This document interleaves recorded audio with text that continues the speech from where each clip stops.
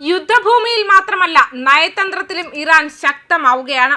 പശ്ചിമേഷ്യയിൽ പൊട്ടിപ്പുറപ്പെട്ട സംഘർഷം 4ാം ആഴ്ചയിലേക്ക് കടക്കുമ്പോൾ അതൊരു പ്രാദേശിക യുദ്ധമെന്ന പരിധി മറികടന്ന് ആഗോള ശക്തികളുടെ രാഷ്ട്രീയ കളികളിലേക്ക് നീങ്ങുകയാണ്.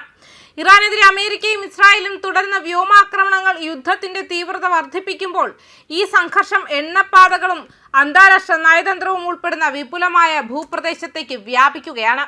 ഇപ്പോൾ ഈ യുദ്ധത്തിന്റെ കേന്ദ്രീകൃത വിഷയം ഹോർമുസ് കടലിടുക്കാണ്.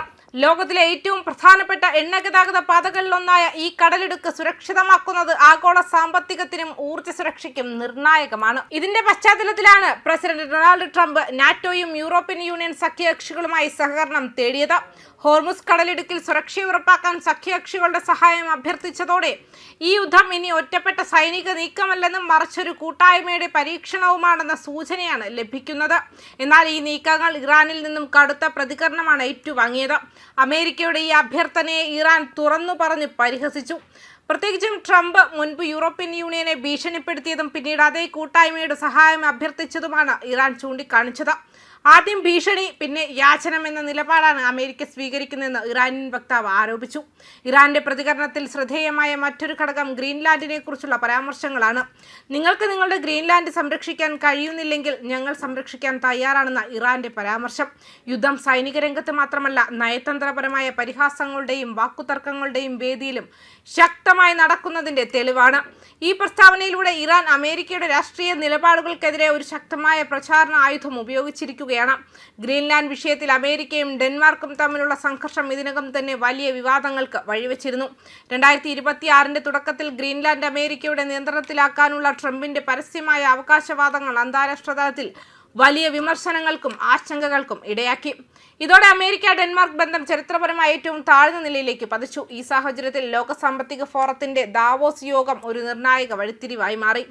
ജനുവരി 21 നടന്ന ഈ ഉന്നതതല ചർച്ചയിൽ നാറ്റോ പങ്കാളികളുമായി നയതന്ത്രപരമായ ആശയവിനിമയം തുടരാൻ ട്രംപ് സമ്മതിച്ചതോടെ സംഘർഷത്തിന്റെ തീവ്രത കുറയുന്ന സൂചനകൾ പ്രത്യക്ഷപ്പെട്ടു. യൂറോപ്യൻ രാജ്യങ്ങളും അമേരിക്കയും തമ്മിലുള്ള സംഭാഷണങ്ങൾ ഗ്രീൻലാൻഡ് വിഷയത്തിൽ ഒരു താൽക്കാലിക ശമനം സൃഷ്ടിച്ചു.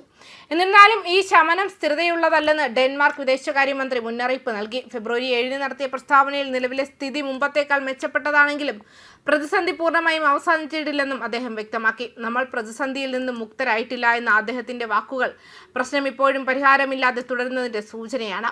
ഇവയെല്ലാം ചേർന്ന് നോക്കുമ്പോൾ ഇന്നത്തെ ലോകം നേരിടുന്ന സംഘർഷങ്ങൾ പരമ്പരാഗത യുദ്ധത്തിന്റെ അതിരുകൾ കടന്നുപോയിരിക്കുന്നു. സൈനിക ആക്രമണങ്ങൾ, സാമ്പത്തിക സമ്മർദ്ദങ്ങൾ, നയതന്ത്ര നീക്കങ്ങൾ, വിവരയുദ്ധം ഇവയെല്ലാം ചേർന്നാണ് ഇന്നത്തെ യുദ്ധത്തിന്റെ രൂപം നിർവചിക്കപ്പെടുന്നത്.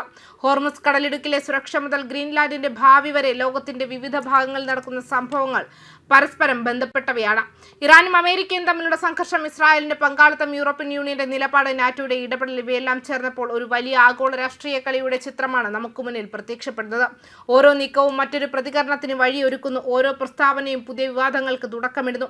അവസാനമായി ഈ സംഭവ വികാസങ്ങൾ നമ്മെ ഓർമ്മിപ്പിക്കുന്നത് ഒരു പ്രധാന സത്യമാണ്. ഇന്നത്തെ യുദ്ധം വെറും അതിർത്തികളിൽ നടക്കുന്ന പോരാട്ടമല്ല, അത് ആഗോള ശക്തികളുടെ സ്വാധീനത്തിനുള്ള പോരാട്ടമാണ്. അതിൽ സൈനിക ശക്തിയേക്കാൾ വലുതായി നിൽക്കുന്നത് നയതന്ത്രവും വിവര നിയന്ത്രണവുമാണ്. ലോകം ഒരു പുതിയ തരത്തിലുള്ള യുദ്ധത്തിന്റെ സാക്ഷിയാവുകയാണ്. വെടിയുണ്ടകളുടെ ശബ്ദത്തോടൊപ്പം വാക്കുകളുടെ ശബ്ദവും തുല്യമായി മുഴങ്ങുന്ന ഒരു യുദ്ധം. ന്യൂസ് ഡെസ്ക് കർമ്മ ന്യൂസ്.